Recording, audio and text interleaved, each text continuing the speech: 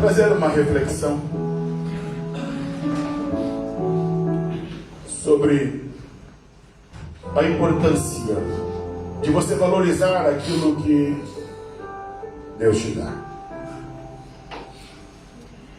A vida passa com uma velocidade muito grande. O tempo é algo que nós não temos. Ele escoa entre os nossos dedos. Por isso a Bíblia nos manda nós remirmos o nosso tempo. E nesse remir o tempo, é o que eu quero compartilhar hoje. Às vezes consideramos o que é mais importante, aquilo que deveria ser menos importante. Eu quero hoje refletir sobre a vida de um homem chamado Esaú. Esse homem, ele fez uma troca. Ele fez escolhas, não apenas uma troca, mas ele fez uma escolha de vida que configurou seu presente, seu futuro e a sua geração. O que você decide viver é aquilo que vai ser definido na tua vida presente e aquilo também que estará definido a tua eternidade. Quero pedir a igreja, vem correndo para se colocar de pé. Gênesis.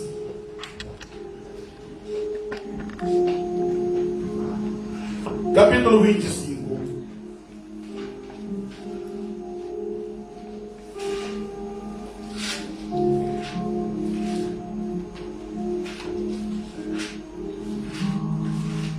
Versículos 24, 25 e 26.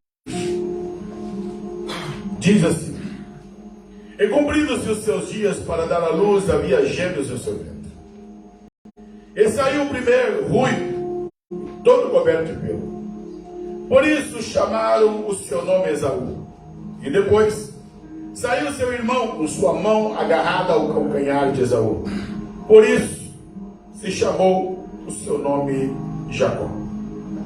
E era Isaque, da idade de 60 anos, quando os gerou.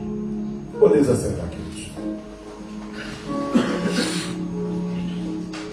Para entendermos o que vamos compartilhar, precisamos compreender essa chamada patriarcal.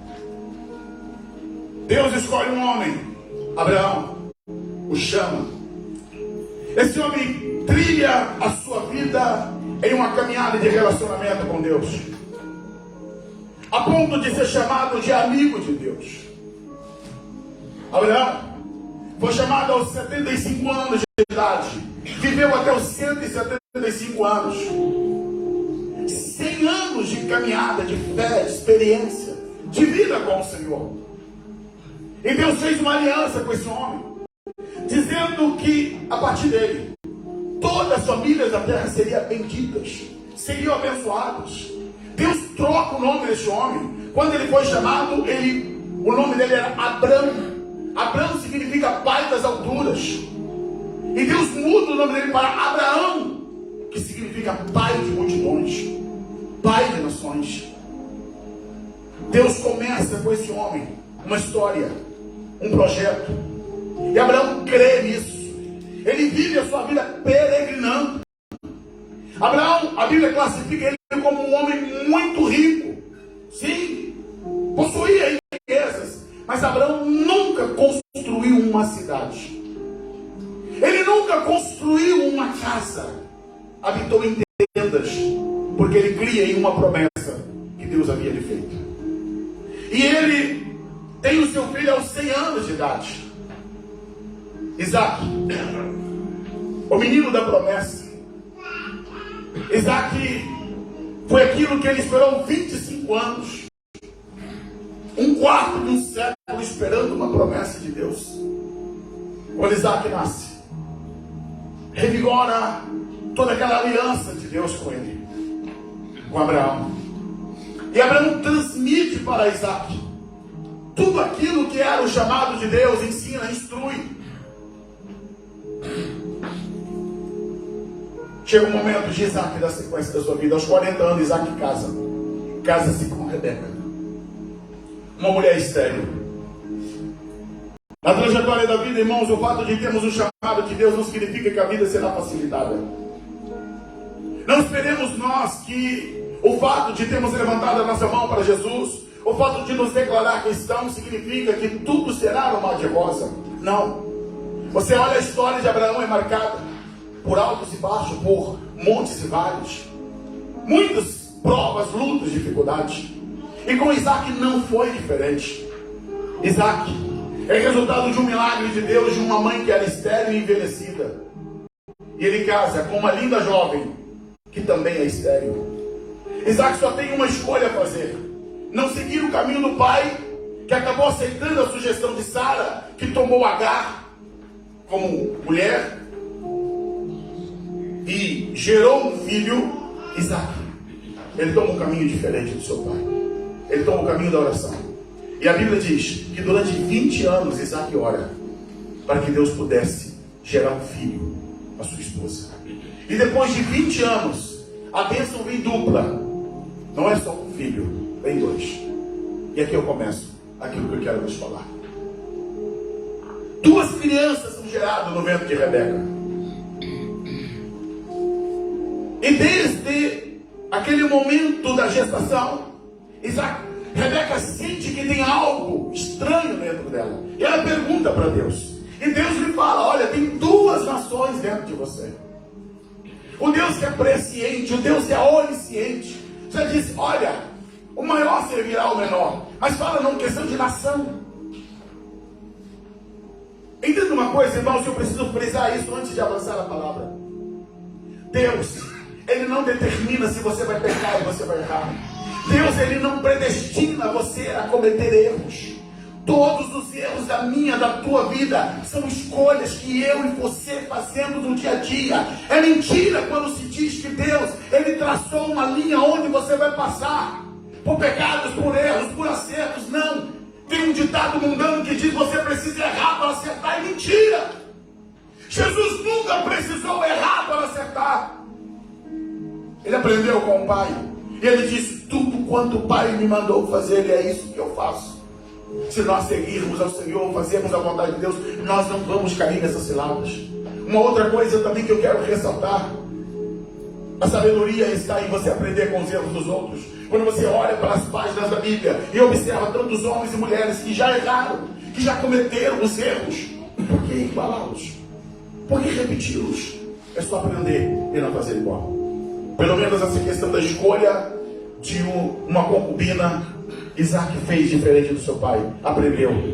Ele sabia que Ismael, seu irmão, foi um problema para o seu lar, para a sua casa. E ele disse: eu não vou fazer isso na minha família. Aquilo que você viu teu pai e tua mãe errar, para que você vai repetir o mesmo erro? Naquilo que você viu seus familiares errarem, para que você vai repetir os mesmos erros? Então, irmãos, Jacó e Esaú, a vida deles é resultado de escolhas que eles mesmos fizeram. Não tem aqui determinismo. Quando Deus, Ele consegue anunciar o fim desde o começo, não significa que Ele predeterminou, não significa que Ele já escreveu o que tinha que ser. Não, é que Ele, como Deus, Ele consegue olhar o passado, o presente e o futuro, tudo numa mesma linha, porque Ele está fora do tempo. Deus é atemporal, Ele é eterno. O tempo é para mim, é para você. Para Deus não tem tempo. Deus, Ele é atemporal. É por isso que Pedro, tentando explicar isso, ele diz: olha, para Deus um dia é como 1000 anos. 1000 anos é como um dia, porque Deus não tem contagem cronológica. A contagem cronológica é para nós, seres humanos. Agora Deus, Ele está acima do tempo. Partindo desse pressuposto, partindo dessa visão, eu começo aqui a dizer que a vida desses dois jovens, essas duas crianças, foram criadas em um lar de amor, de ternura, mas duas crianças completamente diferentes, até mesmo fisicamente. Esaú, seu nome significa corpo peludo. Ele já nasceu todo peludo. Jacó já era um homem mais liso, certeiro. Esaú, ele se tornou um homem do campo. Ele se tornou aquele meio bruto da caça. Jacó era um homem mais pacato, mais da tenda, mais da caça, mais reservado. E aqui, irmãos, inicia uma coisa que eu e você precisamos entender. Nosso lar, nossa casa, nossa família precisa de direção de Deus. Pai e mãe, entenda uma coisa: nós não podemos ter preferências em relação aos nossos filhos. Eu sou pai de 3 filhos, amo os 3 de maneira igual. Um menino, 2 meninas, amo e trato eles de maneira igualitária. Porém, nesse lado aqui nós temos um problema. Por quê? Porque Esaú, devido ao fato dele ser o primogênito e ser alguém que vai para a caça, Isaac tem uma apreciação melhor. Porque Esaú é aquele menino, aquele jovem que desenvolveu, que ia para o meio da mata, no meio do campo, e voltava de lá com uma caça nas costas. E chegava em casa e ia preparar. E ele ganhou o pai. Fisgou ele pela boca. Isaac olhava para ele e tinha um orgulho de dizer: esse é caçador, esse é um conquistador, esse é um homem. Jacó era um homem pacato, mais quietinho, mais na dele. E Rebeca olha para ele e diz: não, eu gosto do meu filho mais assim, mais terno, mais meigo, mais doce.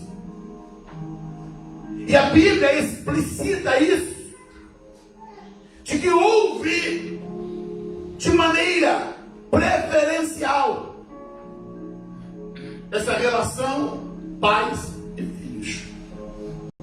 Diz a Bíblia no verso 28 do capítulo 25: e amava Isaac e Esaú porque a caça era do seu gosto, mas Rebeca amava a Jacó.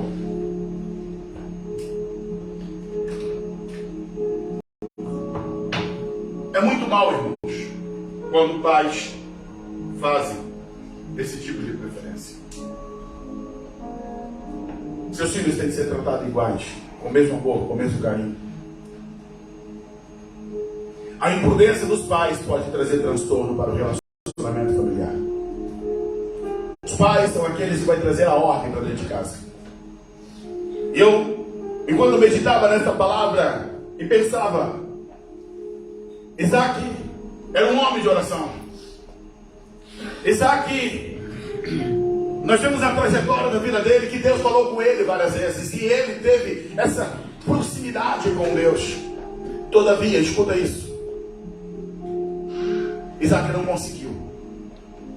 Isaac não conseguiu transmitir espiritualidade para Esaú.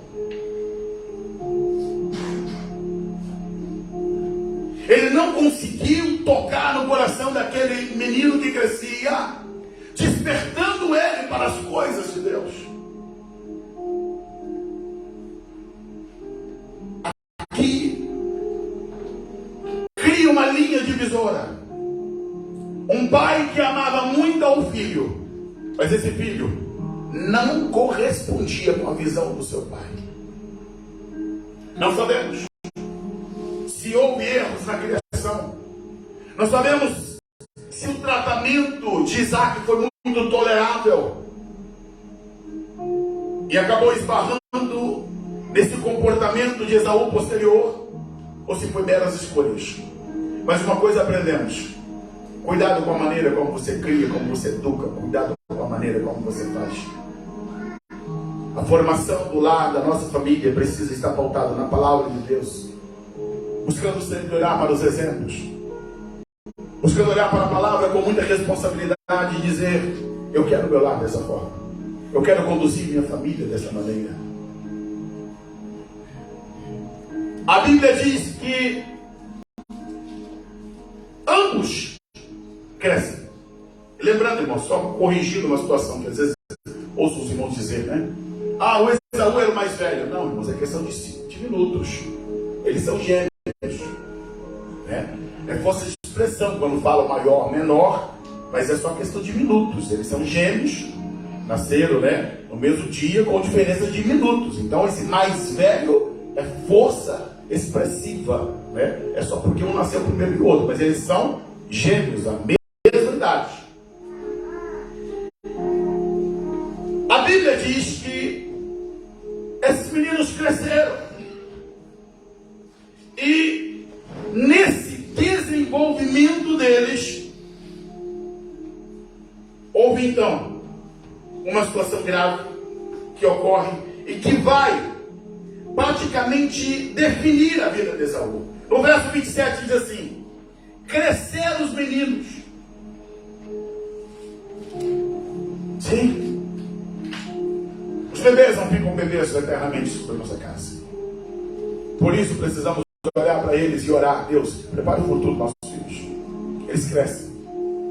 Crescem e vão viver a vida. E depois que crescem, pai e mãe, você já não consegue mais dominá-lo, porque eles têm decisões próprias. Cresceram os meninos. E nesse crescimento deles, vem um dos pontos da Bíblia que define uma loucura de Esaú. Ele não era um jovenzinho. Não, já era alguém adulto, crescido. Sabia o que estava fazendo? A Bíblia diz no verso 29: e Jacó preparava um cozido quando veio Esaú do campo e ele estava cansado. Esaú saiu para mais um dia das suas caças.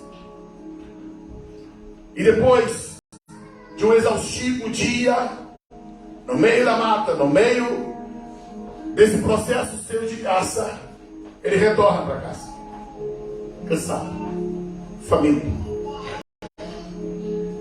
Encontra seu irmão Jacó preparando um prato de lentilhas, um chamado cozido vermelho. E quando ele olha para aquilo que o seu irmão está a fazer, ele dá um grito: dai-me desse guisado seu, dai-me desse prato seu. Deixa eu dar um stop aqui agora e vamos definir as coisas. 2 gêmeos, filhos da mesma promessa. Porém, o que diferenciava Jacó de Esaú é que Esaú tem minutos de diferença da Jacó. Só que esses minutinhos de diferença proporcionava para Esaú algo introcável, algo inegociável: direito de primogenitura. O que é isso, pastor? O direito de primogenitura concedia ao filho primogênito, primeiro, ele teria o dobro da herança dos outros filhos. Nesse caso, só eram apenas 2. A herança de Abraão seria dividida por 3 e 2 partes iria para o primogênito. O primogênito sempre teria o dobro.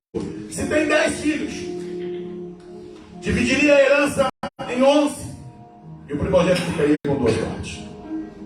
É assim que definia. Então, o primeiro ponto era: o primogênito recebia a herança dobrada do seu pai. Segundo, o primogênito seria aquele que lideraria a família após a morte do seu pai. Ele seria a referência da casa. Terceiro ponto: antes do processo araônico, antes do estabelecimento dos sacerdotes, quando o patriarca da casa morresse, o primogênito é aquele que assumia a função sacerdotal da casa. Então ele tinha, o primogênito teria esses direitos. É isso que envolveria a primogenitura. E no caso de Isaac, envolve mais ainda, um pouquinho mais. Por quê? Porque Isaac tem uma promessa do seu pai Abraão, que ele seria pai de multidões. Então isso foi transferido de Abraão para Isaac. Isaac agora terá que transmitir para um dos seus filhos, que seria Esaú, esse que receberia essa herança de ser pai de multidões, o líder da fé, o líder de nações. Voltamos agora para o texto. Esaú chega no campo faminto e pede ao seu irmão. Jacó sabe que ele tem uma desvantagem com seu irmão que não tem como mudar, pois ele nasceu por último. Ele estava agarrado no calcanhar do irmão tentando sair primeiro, mas ele saiu por último. E agora Jacó, para ele fazer isso, penso eu, que ele já tinha refletido nisso muitas vezes, pensando em como ele poderia tomar o lugar de Esaú. Ele sonhava, desejava, queria isso. E ele faz a proposta para o seu irmão: olha, eu te dou o meu prato de guisados, se você me der o seu direito de primogenitura. Parecia uma oferta louca, maluca. Mas escuta, deu certo para Jacó. Olha, diante de tudo isso que eu vos falei, pense o que era o significado da primogenitura. E Jacó faz uma proposta louca: eu troco isso só por um prato de guisados, só por um momento. Esaú poderia dizer: olha, faz o seguinte, por esse e mais um ano de guisado. Jacó toparia, irmãos. Jacó queria aquilo. Lembra? Ele aceitou. Para casar com Raquel, ele aceitou 7 anos de trabalho. Para aceitar a primogênita, pode ter certeza, ele fez uma bagatela de oferta. E Esaú caiu igual um patinho. Se perguntasse para Jacó: Jacó, quanto você está disposto a pagar por isso? Ele diria: anos e anos e anos eu trocaria por isso. Mas Esaú, mas por que Jacó faria isso? Porque Jacó entendia o que estava atrelado na primogenitura. Jacó tinha uma visão dessas coisas. Agora Esaú, para ele isso não significava nada. Olha a resposta que ele dá. Disse Esaú: eis que estou a ponto de morrer, para que me servirá a primogenitura? Ele tentou morrer de fome. O estômago dele está gritando mais alto do que os valores dele.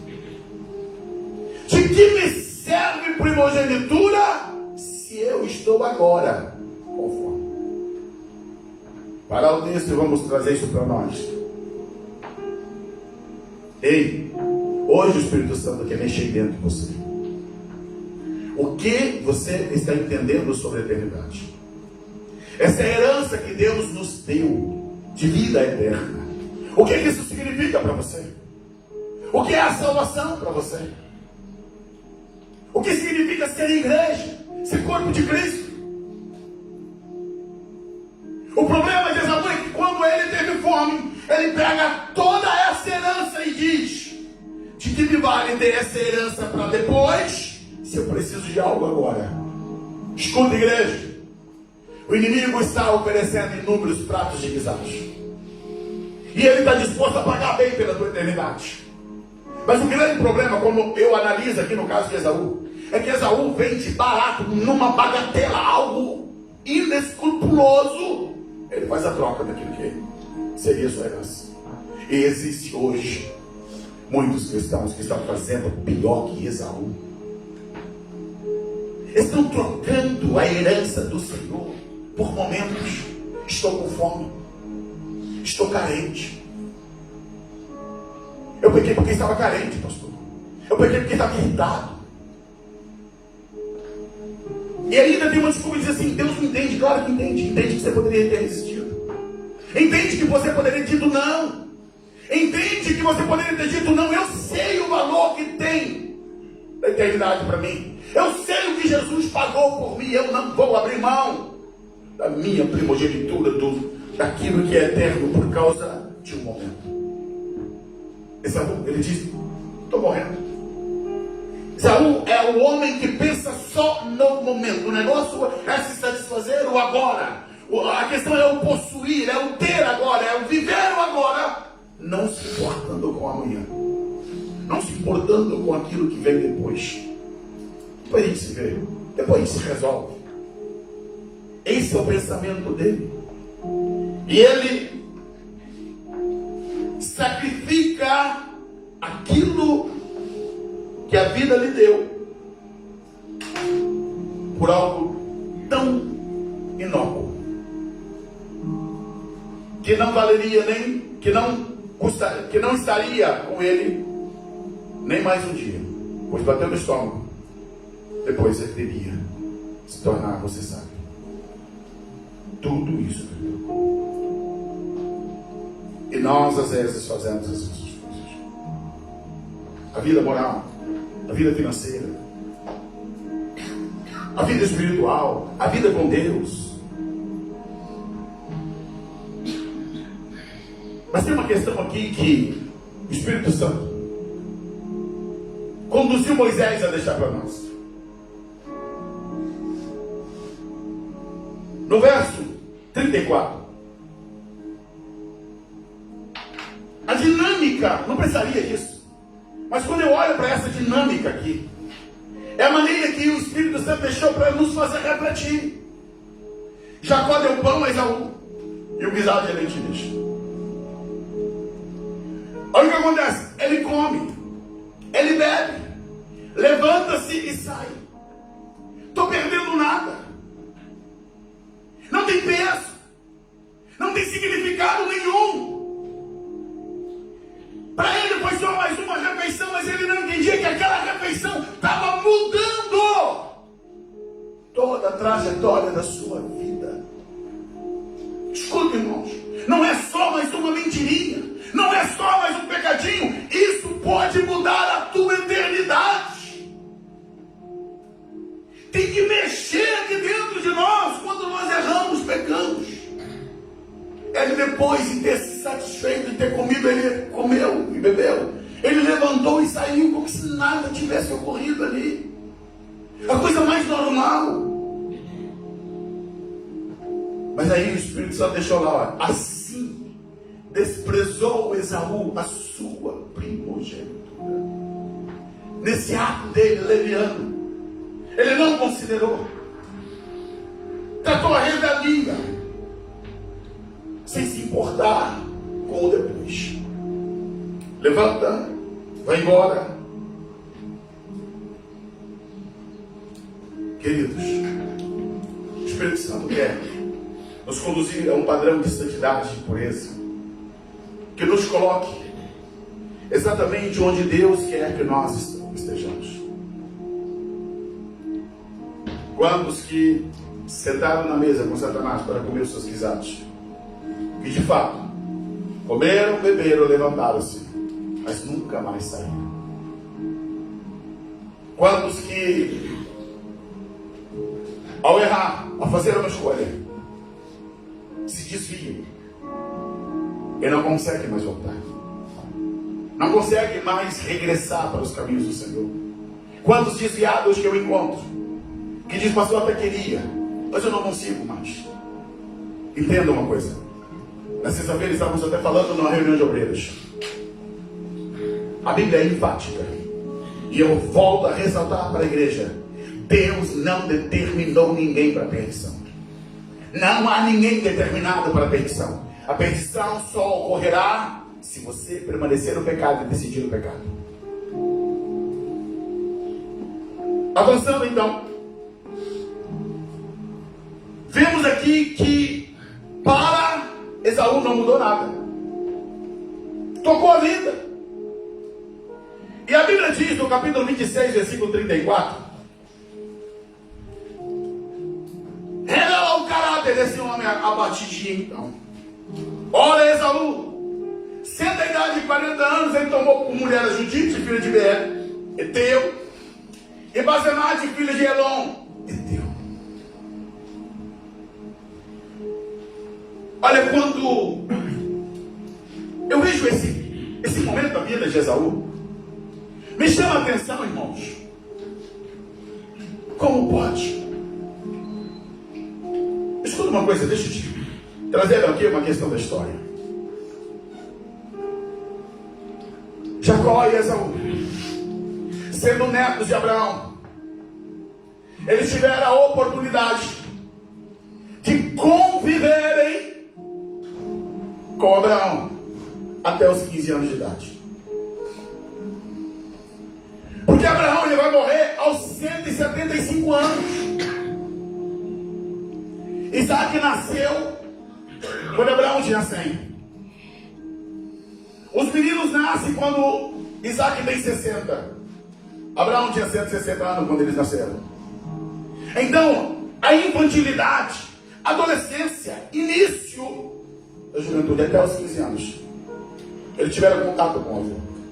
E eu fico a pensar, eu sou avô hoje, a gente paparicos, né?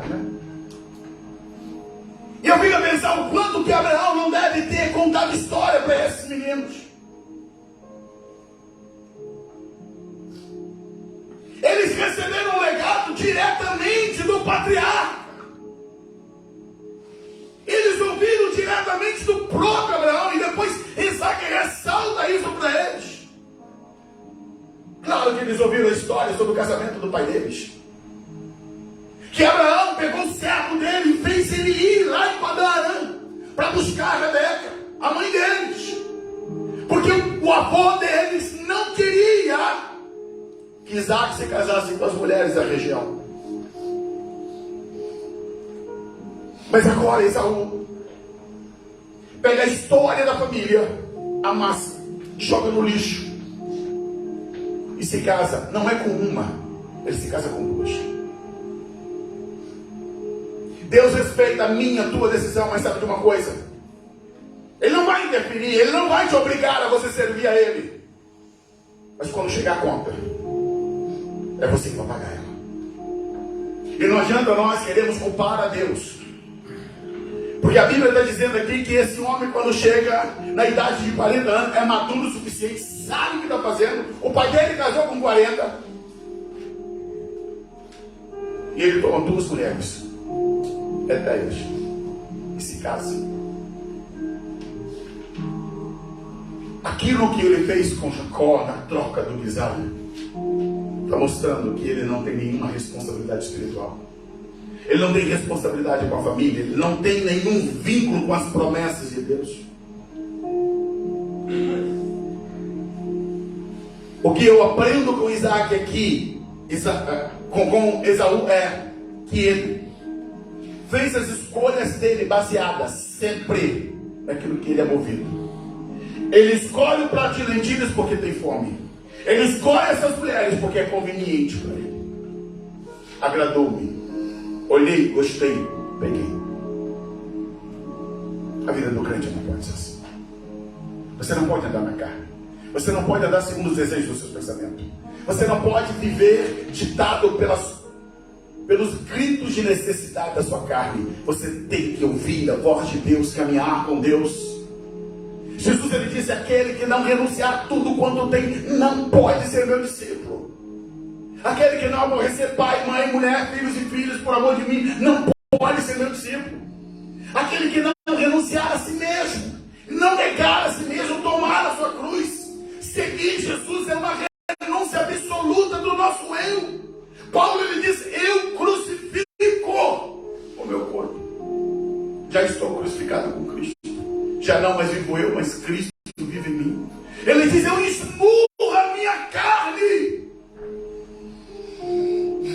Não dá para viver fazendo a vontade da carne e satisfazendo os seus próprios desejos. Você fez uma escolha, você tem um rei, você tem um Senhor. E agora nós vivemos para agradar esse Senhor. 40 anos de idade.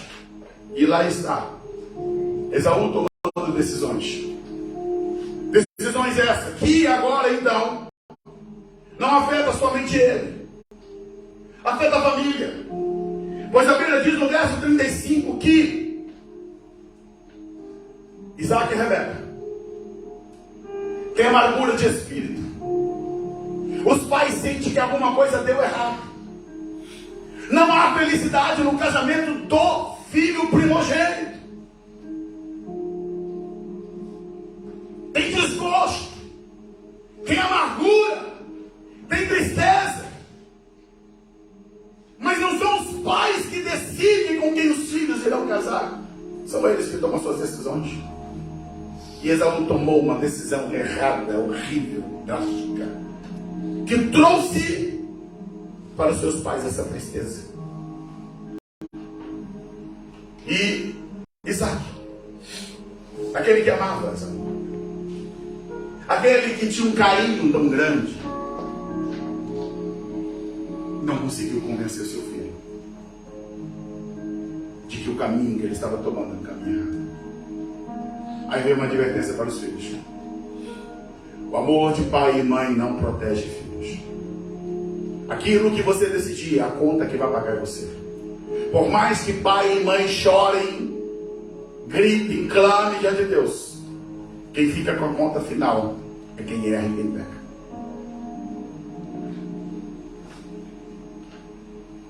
Avançando para terminarmos, encontramos o ponto final dessa situação, que é o capítulo 27 de Gênesis. E aqui eu quero fazer aqui algumas pontuações. A Bíblia diz que aconteceu que, como Isaac envelheceu e os seus olhos escureceram, de maneira que não podia ver, chamou Esaú, seu filho mais velho, e disse: meu filho. E ele disse: eis-me aqui. E ele disse: eis que agora já estou velho e não sei o dia da minha morte. Agora, pois, toma as tuas armas, a tua aljava e o teu arco, e sai ao campo. Apanha para mim uma caça, faz-me um guisado saboroso, como eu gosto, e traz-me, para que eu coma, para que minha alma te abençoe antes de morrer. Esaú já é um homem, já está casado, já tem mulheres, e o pai trata ele ainda como um jovenzinho, e chama ele e diz: olha, estou com saudade da tua comida, vai lá caçar, e prepara um prato bem gostoso que eu quero comer e quero te abençoar.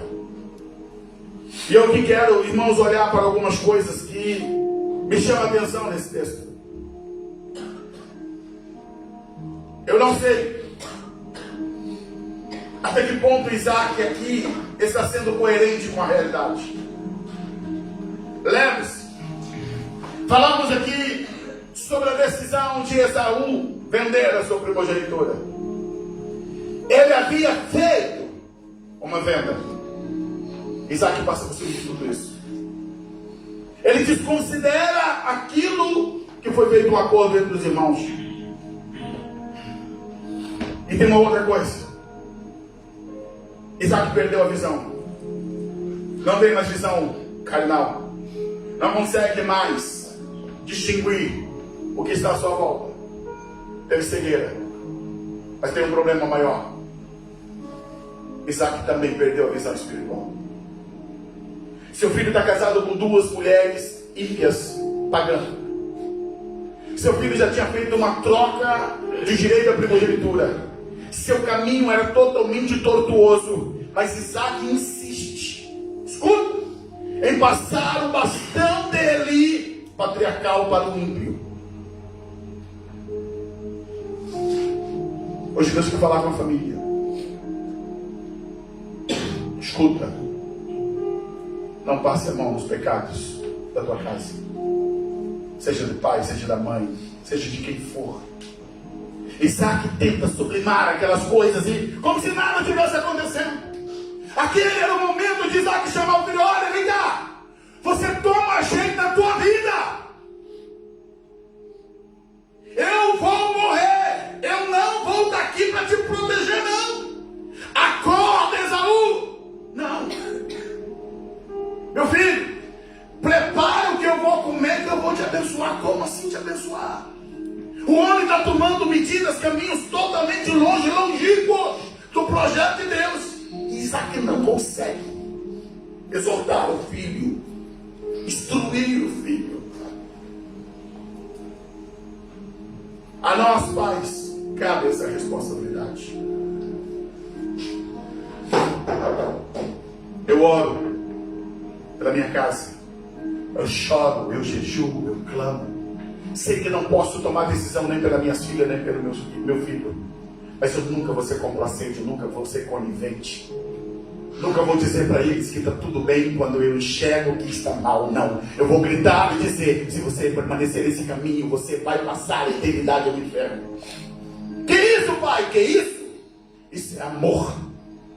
Não adianta eu bajular e dizer que está tudo bem se a tua vida não condiz com a palavra de Deus.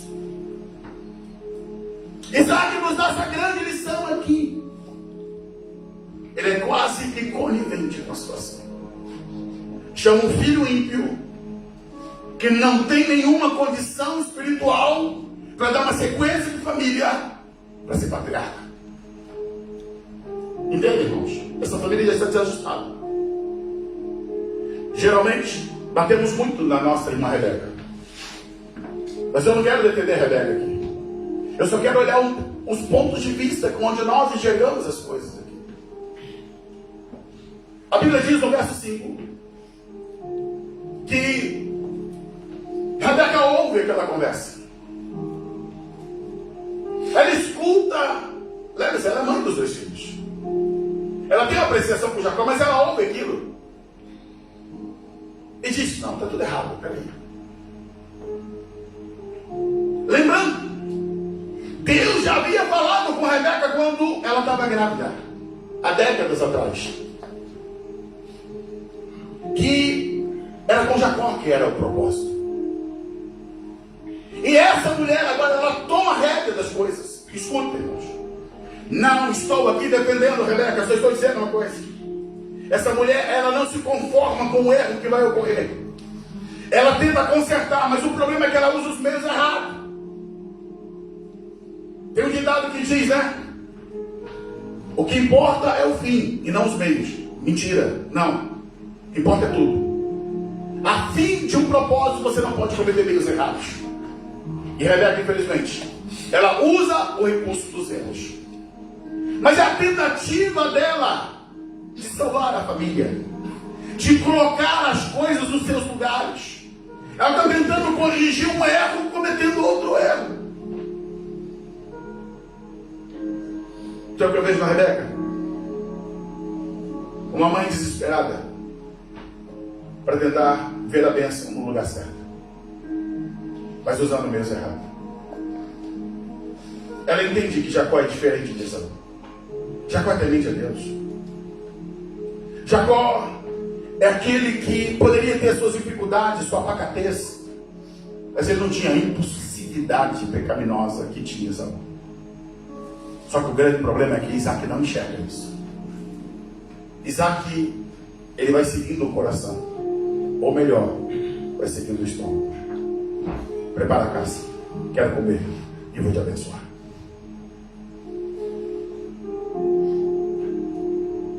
A trama que Rebeca faz é de deixar qualquer roteirista de cinema, de novela, de filme boquiaberto. Porque ela faz um teatro ao vivo, um teatro na vida real. Ela pega o filho, veste com a roupa do outro filho. Ela pega a pele de animais e coloca no braço, no pescoço. Pensou em todos os detalhes. Grande roteirista ela é. Sim, escreveu uma peça e deu certo o troço dela. Que trama.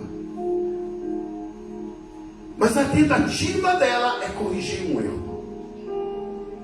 Rebeca sabia o que Deus tinha falado quando ela estava grávida. Rebeca sabia da troca dos 2 irmãos. Rebeca estava angustiada pelas escolhas das noras que ela tinha. Mas uma coisa eu quero dizer para a igreja: cuidado com o que você faz na tentativa de acertar. Há um ditado que diz: a diferença entre o remédio e o veneno chama-se dosagem. Na sua dosagem de tentar salvar teu filho, tua filha, tua casa, teu casamento, se você errar a dosagem, você pode matar. Rebeca assume um risco horroroso. Jacó não quer entrar na trama. Jacó diz: não, eu vou ser pego, eu vou ser descoberto. Olha, o verso 6 diz assim: então falou Rebeca a Jacó, seu filho, dizendo: eis que tenho ouvido que teu pai falava com Esaú, teu irmão, dizendo: traz-me caça, faz-me guisado saboroso para que eu coma, te abençoe, e diante da face do Senhor, teu Deus, da face do Senhor, antes da minha morte. Agora, pois, filho meu, ouve a minha voz naquilo que eu te mando. Ela toma postura e diz: vai fazer o que eu estou te mandando. E não é um garotinho, é um homem. Depois eu digo mais ou menos a idade dele. E ela diz: olha, trazei-me, vai agora ao rebanho, traz-me de lá 2 bons cabritos. Darei deles um guisado saboroso para o teu pai, como ele gosta. Levá-los a teu pai para que o coma, para que te abençoe antes da sua morte. Então disse Jacó a Rebeca, sua mãe: peraí, mãe, tá bom, a senhora pode cozinhar até melhor do que Esaú. Concordo. Mas peraí, mas a senhora não está pensando nesse detalhe. Eu e meu irmão somos totalmente diferentes. A nossa voz é diferente. Nosso corpo é diferente. Rebeca fala para o teu filho. Então disse Rebeca a sua mãe: eis que Esaú, meu irmão, é homem cabeludo, eu sou liso. Se por acaso meu pai me apalpar, eu serei aos seus olhos como enganador. Assim trarei eu sobre mim maldição e não bênção. Entende o coração de Jacó? Jacó entende o que é coisas espirituais. Ele está dizendo: não, mas isso é loucura. Eu entro lá para ser abençoado, essa dosagem está errada, eu saio de lá abençoado. É melhor ficar do jeito que eu estou do que fazer uma loucura dessa. Cuidado com as loucuras que você faz no nome de Deus. Cuidado com os caminhos que você toma, pensando no bem-estar, mas nos riscos que você está assumindo. Jacó não quer assumir esse risco. Disse-lhe sua mãe: meu filho, sobre mim seja a tua maldição, somente obedece a minha voz, vai lá e traz o saco. Rebeca é determinada, ela está determinada até as últimas consequências. Ela está dizendo: a herança da minha casa não vai para a casa do ímpio, ainda que eu tenha que se morrer amaldiçoada. Ela chamou o risco para si. Meu filho, que eu seja maldição, mas eu não vou deixar a história cair, no que depender de mim, nas mãos do ímpio. É meu filho, Esaú é meu filho, eu amo, mas ele é ímpio. Ele não pode dar sequência, ele não pode ser o patriarca. E ela assume isso. E Jacó olha para tudo aquilo, tá bom, obedece. Você conhece a história.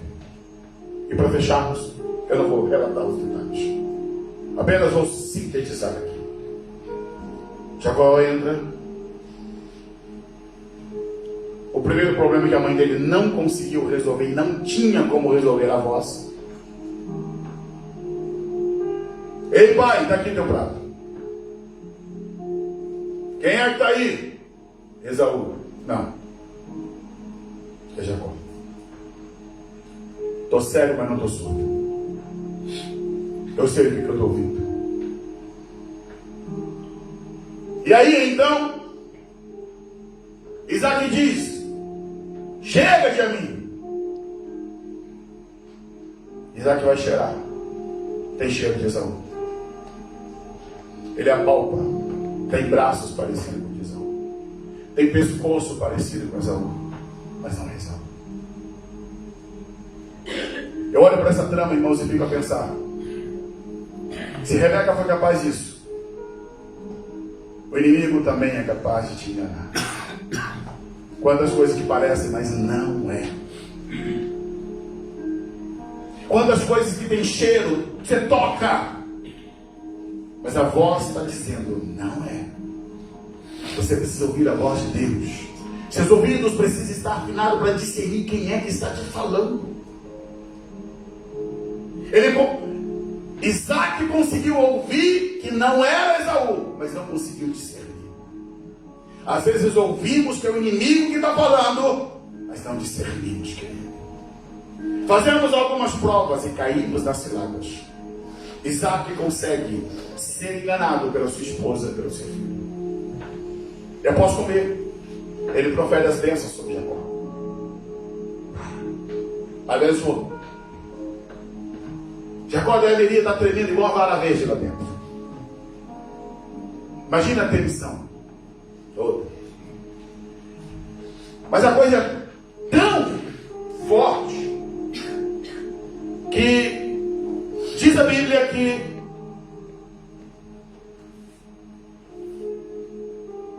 no verso 30 do capítulo 27 assim: e aconteceu, escuta, acabando Isaac de abençoar Jacó, apenas Jacó acabava de sair da presença de Isaac, seu pai, veio Esaú com seu irmão para sua casa. Esaú quase pega a coisa no fraco. É no triste. Questões de minutos. Mas lembre-se, esse fato não é do dia. Esse fato é de décadas atrás. A escolha já tinha sido feita lá atrás. Tinha sido lá atrás decidido isso. Agora era apenas a comanda chegando na mesa de Esaú. Esaú vai lá, prepara a sua caça e traz para o pai. Quando ele entra, diz: pai, cheguei. Isaac pergunta: quem está aí? Ele já reconhece quem é. Esaú, seu filho. Sou eu, pai. Eu? Isaac estremece. Como assim? Isaac entende agora que tem algo que ocorreu ali, debaixo do nariz dele, sem ele perceber. Ele no final diz: olha, eu comi tudo antes que tu viesse, abençoei-o e ele será bendito. Não vai mudar isso. Jacó já está abençoado, Esaú. Eu não posso reverter a bênção sobre ele. Esaú, ouvindo as palavras do seu pai, bradou com grande e muito amargo brado e disse: pai, abençoa-me também a mim, meu pai. Ele chora, ele grita. Jacó já deve estar lá, dando no pé, porque percebe que a coisa ficou feia. Percebe que as coisas não terminaram bem. Mas eu vou ficar só com Esaú agora. Deixa eu quieto lá dentro daquela tenda, naquele momento, pai e filho, as contas estão chegando, as coisas estão sendo colocadas sobre a mesa. Um abençoador que não pode abençoar, um homem ímpio que implora pela bênção, mas não é mais atendido. Sabe por quê? Hebreus capítulo 12, verso 16. Ninguém seja fornicador ou profano como foi Esaú, que por uma refeição vendeu o seu direito de primogenitura. Ninguém seja, ninguém escolha, ninguém tenha esse homem como modelo, porque bem sabeis que querendo ele ainda depois herdar a bênção, foi rejeitado, porque não achou lugar de arrependimento, ainda que com lágrimas ele buscou. O que podemos dizer? Tarde demais, porta fechada, acabou para vocês. Não importa o quanto ele gritasse, não importa o quanto ele chorasse, o pai tinha que repetir e dizer: eu não posso mais te abençoar. Passou o teu tempo, passou o seu momento, buscou tarde demais. Você teve a vida inteira para pensar na bênção, você teve a vida inteira para poder buscar ser o patriarca. Agora você quer. E a Bíblia diz que ele, com choro, com lágrimas, ele tenta reaver a bênção, mas a Bíblia diz que ele não achou lugar de arrependimento para ele. E nesta manhã, quero trazer essa reflexão para mim e para você. Tomemos nós cuidado, irmãos, com o que nós fazemos hoje. Porque há um dito errado de que Deus é amor, e o amor de Deus que dura para sempre, lá no final, haverá de nos dar algo bom. Esse é o exemplo que isso não funciona. Esse homem chorou, amargurou-se, e a porta está fechada. A graça de Deus nos atinge como pecadores, mas a profanação do sagrado, o desleixo com as coisas sagradas, pode nos custar a eternidade inteira. Eu quero orar com você. Se coloque de pé. Eu quero fazer algo que não vou explicar, porque esse texto é difícil de explicação. Mas eu vou colocar para você refletir e vá buscando em Deus. Coloca para mim Hebreus capítulo 6, versículo 4. Eu sei que ela é de difícil interpretação, mas eu vou fechar essa palavra com isso. Porque é impossível os que já uma vez foram iluminados, provaram o dom celestial, se tornaram participantes do Espírito Santo, provaram a boa palavra de Deus, os poderes do século futuro, e recaíram, sejam outra vez renovados para o arrependimento. Pois assim quanto a eles, de novo, crucificam o Filho de Deus e o expõem ao vitupério. Duro, sim. Difícil, sim. Esse é um dos textos difíceis de entender, mas está na Bíblia. Crucificar novamente o Filho de Deus, expor o Filho de Deus ao vitupério significa vergonha.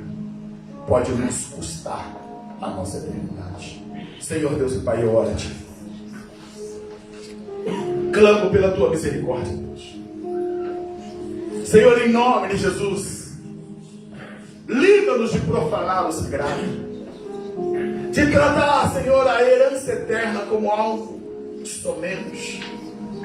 Deus, eu quero Te agradecer, porque não sendo nós merecedores, não sendo nós dignos, ainda assim o Senhor nos amou, nos lavou, nos comprou, nos purificou dos nossos pecados, nos deu direito de vida eterna, não por nossos méritos, mas por causa da Tua graça. Agora pedimos a Ti, Deus, desperta o nosso coração para valorizarmos tudo isso, que não tratemos as coisas eternas com desdém, que não consideremos as coisas desse mundo mais importante do que a nossa eternidade. Deus, muda hoje, muda agora o nosso coração. Não nos deixe, Senhor, para tomar essa decisão quando for tarde demais. Sabemos quanto, Senhor, que com lágrimas tentaram reaver, tentaram, Senhor, reconsiderar os caminhos, mas era tarde demais. Eu te peço nessa manhã, Deus, nos livra, Senhor, de sermos tardios em nos arrepender, de sermos tardios, ó Deus, em tomar decisões sérias. Senhor, tenha misericórdia, Deus, da Tua igreja, do Teu povo. Eu oro por aqueles que acompanham também pelas redes sociais. Senhor, atinja esse coração, esse irmão, essa irmã, e muda, Senhor, a postura.